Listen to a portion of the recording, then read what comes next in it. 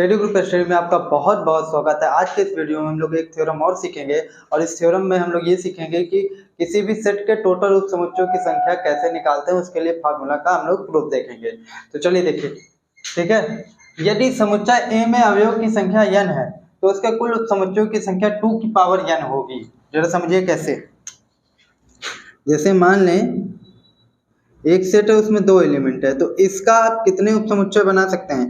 एक आप बना सकते हैं 5, क्योंकि मैंने पीछे बताया कि 5 प्रत्येक समुच्चय का समुच्चय होता है। एक सिंगलटन 1, एक सिंगलटन 2 और एक बन जाएगा 1 2 दोनों।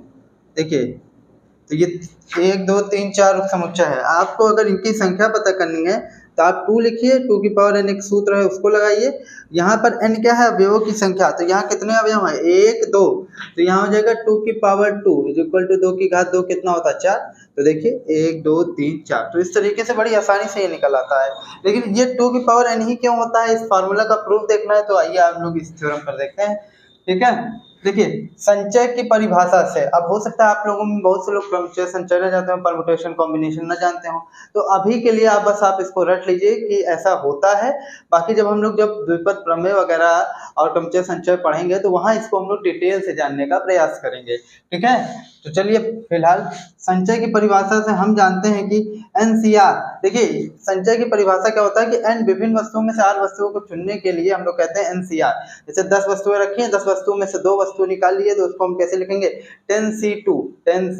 तो इस तरीके से चुनाव के लिए जो है परमुटेशन और कॉम्बिनेशन का यूज किया जाता है। तो वहां पे हम लोगों ने 10 से वस्तु में से 2 वस्तु लिए, तो यहाँ n वस्तुओं में से r वस्तुएं लेने के लिए NCR क्या होता है? n विभिन्न वस्तुओं में से r वस्तुओं को चुने जाने के प्रकारों की संख्या है। ठीक है, अतः r वस्तुओं का प्रत्येक चयन A का उपसमुच्चय है जिसमें r अवयव है। देखिए टोटल n अवयव हैं। कितने अवयव हैं? n। ठीक है, अब उसे जैसे यहाँ देखिए, यहाँ टोटल 2 अवयव है, मान लेते हैं ये n है। अब इसमें से हो सकता है हम एक अवयव ले लें, हो सकता है 2 अवयव लेके उपसमुच्चय बनाए, हो सकता है और एलिमेंट होते तो 3 अवयव लेके समुच्चय बनाए। तो n में से r क्या है? अवयव, मतलब उनके अवयवों की संख्या लेने की। ये टोटल n अवयव हैं, उनमें से हम कितने कितने अवयव लेके उपसमुच्चय बनाए, क्योंकि उपसमुच्चय तो एक अवयव से भी बन जाता है, 2 अवयव से भी बन जाता है, 3 अवयव से भी बन जाता है, जितने भी रहते हैं, और लास्ट में पूरा आ जाता है। ठीक है, तो उसी तरीके से हम लोग यहाँ पर क्या है? r अवयव है। तो अब n में से r अवयव किस तरीके से ले सकते हैं? तो पहली बात जानिए, अब पहले सबसे पहले 5 को अलग कर लेते हैं। 5 ऐसा अवयव है जिसमें कोई, 5 एक ऐसा उपसमुच्चय है जिसमें कोई अवयव नहीं होता। अब 5 A का एक मात्र उपसमुच्चय है जिसमें अवयव की संख्या 0 है। तो अवयव की संख्या कितनी है? 0 है। तो A के उपसमुच्चयों की संख्या जिसमें कोई अवयव ना हो, तो A के उन उपसमुच्चयों की संख्या जिसमें कोई अवयव ना हो, तो NC0 हो जाएगा।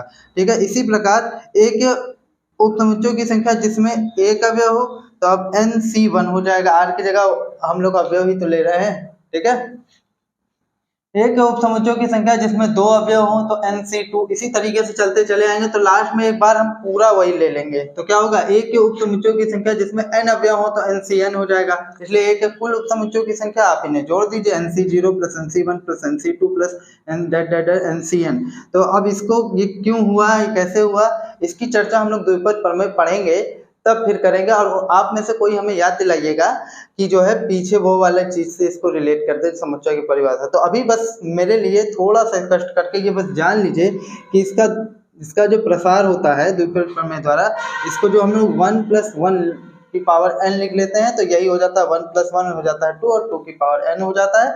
तो इसीलिए इसका सूत्र क्या होता है? 2 की पावर n। मतलब किसी भी सेट में अगर आपको उपसमुच्चयों की संख्या बनानी है तो आप कितने बनेंगे टोटल, अगर आपको संख्या निकालनी है तो आप फार्मूला लगाइए 2 की पावर n, जहाँ n अवयवों की संख्या रखिए, आपको तुरंत मिल जाएगा, संख्या आपको मिल जाएगी। तो उम्मीद करते हैं ये वीडियो आपको पसंद आया होगा। मिलते हैं हम नेक्स्ट वीडियो में, तब तक के लिए नमस्कार।